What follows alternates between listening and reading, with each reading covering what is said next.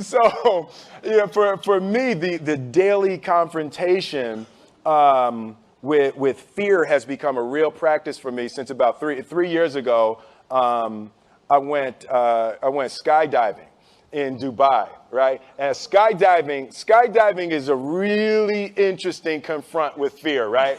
So I gotta stand up. I'm sorry, I gotta stand up. All right. So all your friends, what happens? You go out. Sorry, I dropped my thing. So what happens is you go out the night before and you take a drink with your friends, and somebody says, "Yeah, we should go skydiving tomorrow."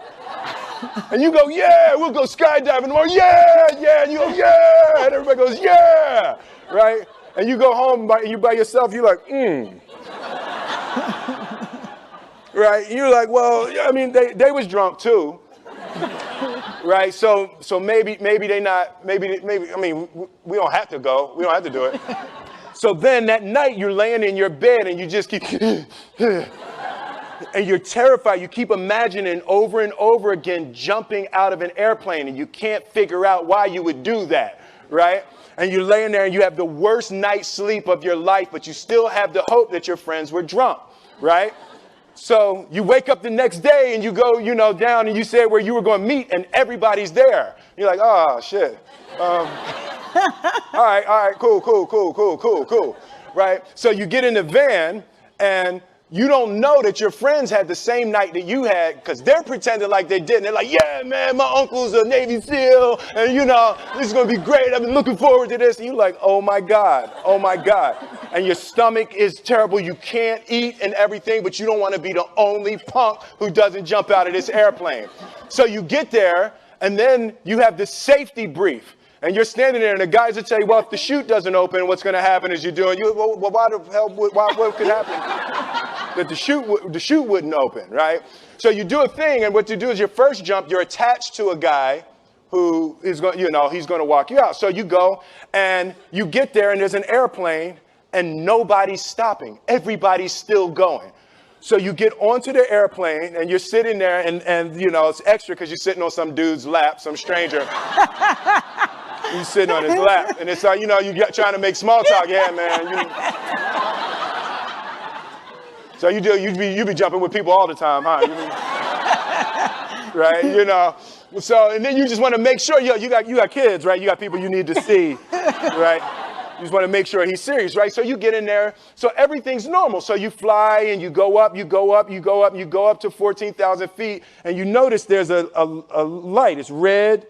And it's yellow and green, right? So right now the light's red. So then you start thinking at some point the light's going to go green, but you don't know what's going to happen, right? And you wait and it goes yellow and the light goes green and somebody opens the door. And in that moment you realize you've never been in a freaking airplane with the door open.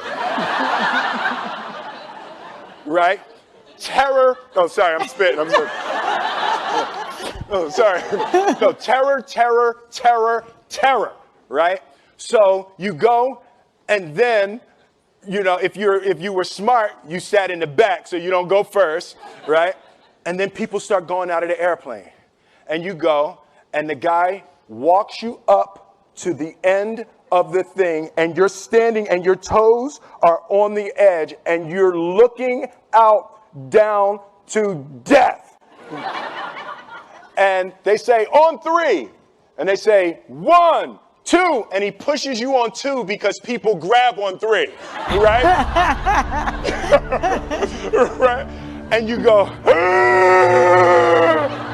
and you fall out of the airplane, and in 1 second, you realize that it's the most blissful experience of your life. You're flying, right? It doesn't feel like falling, right? It's like you actually are kind of held a little bit by the wind, and then you start falling, and there's zero fear. You realize that the point of maximum danger is the point of minimum fear.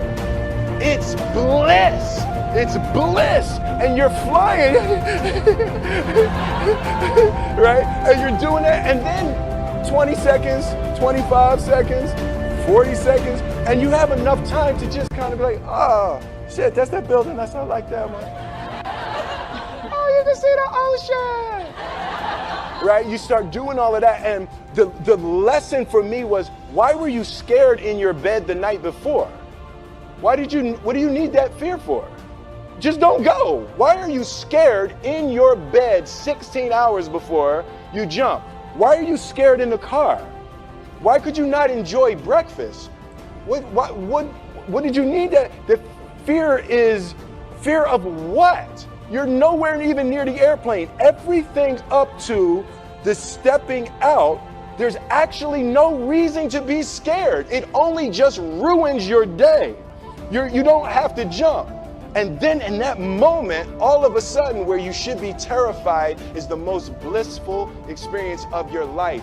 And God placed the best things in life on the other side of terror. On the other side of your maximum fear are all of the best things in life.